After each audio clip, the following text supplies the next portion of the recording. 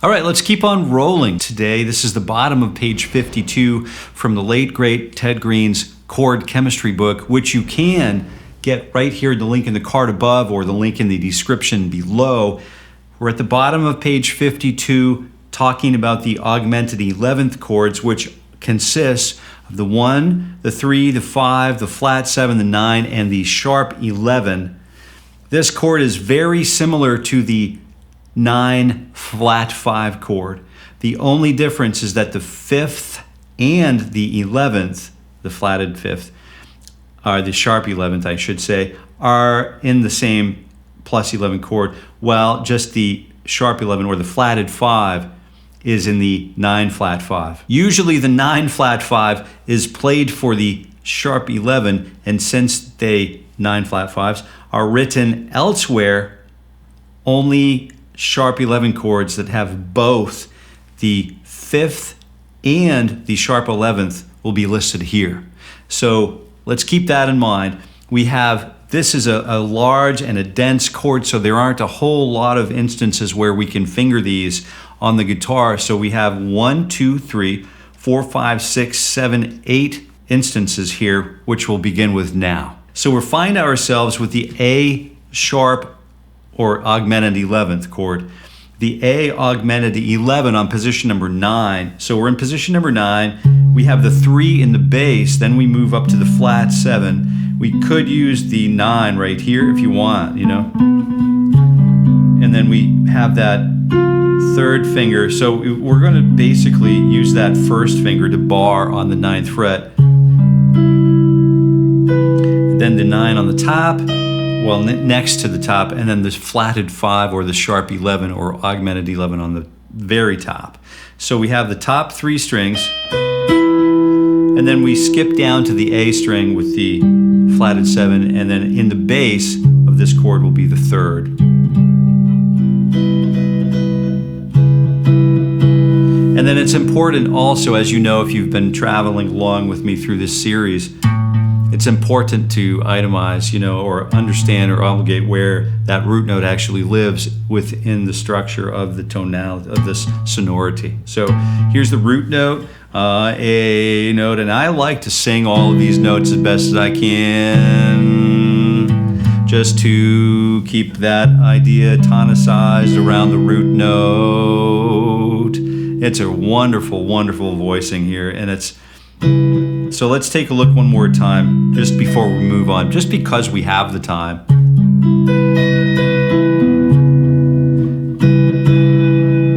Good.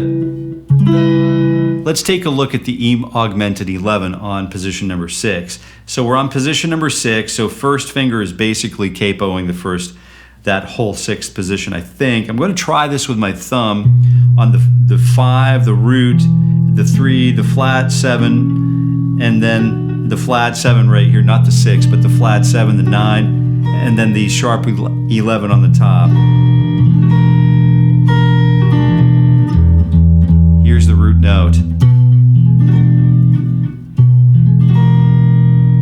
We're also going to try this with the 2nd finger, just sort of grabbing the low E and A strings, and then we have that flat 7, and then we're going to use that.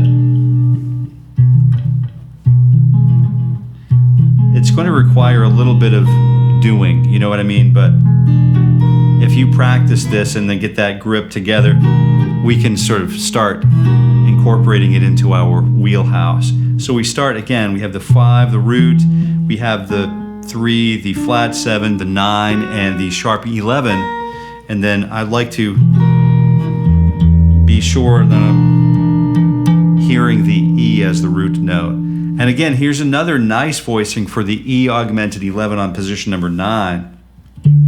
Flat 7, 3, we have the 5 again, and now we're going to use, I'm just going to say we could use that 4th finger, the pinky finger, to grab the 9 and then the sharp 11 or augmented 11 on the top.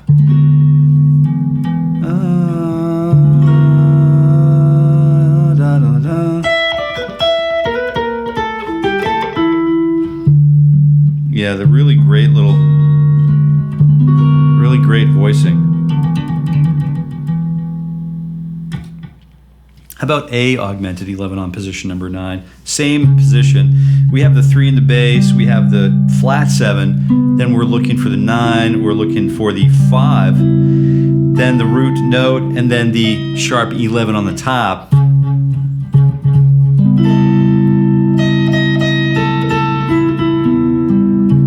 And the root note, of course, is down here on the A root note, so let's keep an eye with that. Even though we have the 3 in the bass, the do, re, mi, we hear this as the A chord that it is. And the next one is the same A augmented 11, but it's on position number 4.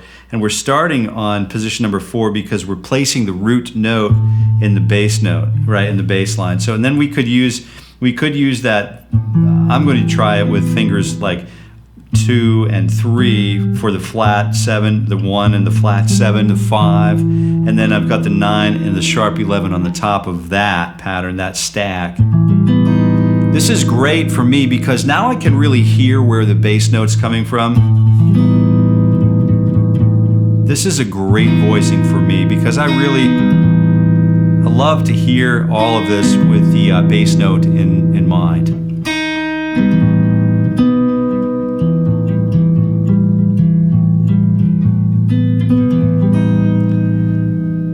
A augmented 11 on position number 5, root note again with the 5th or this flatted 5th or the augmented 11 just above it, flat 7, 3, 5 again, and then the 9 on the top. So we've got this beautiful 6-string voicing again with the bass note right there for us.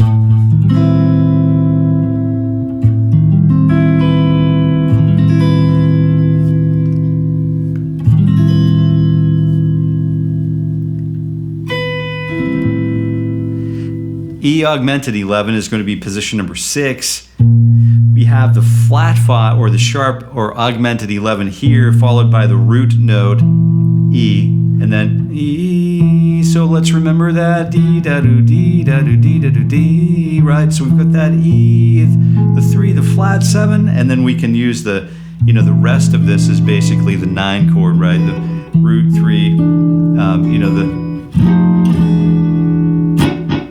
that bluesy sort of stack, but with the flat 5 and or the sharp 11 in the bass.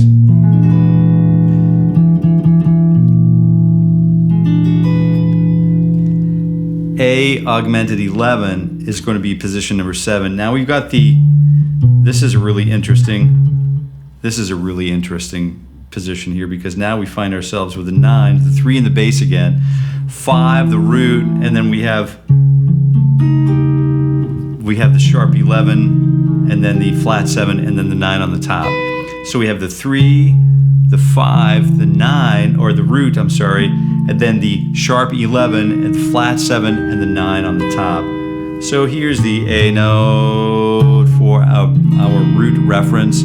A, good, very good. Yes, indeed. I'd love to spend more time with you today, but that's all we need to do for today. Bottom of page 52. If you need the book still, you can get it right here in the link in the card above, and the link in the description, and continue working with us page by page, word by word, and chord by chord through this process. And if you've made it this far, you'll definitely want to continue on here with this video, and we'll see you there. And until we meet again, happy picking.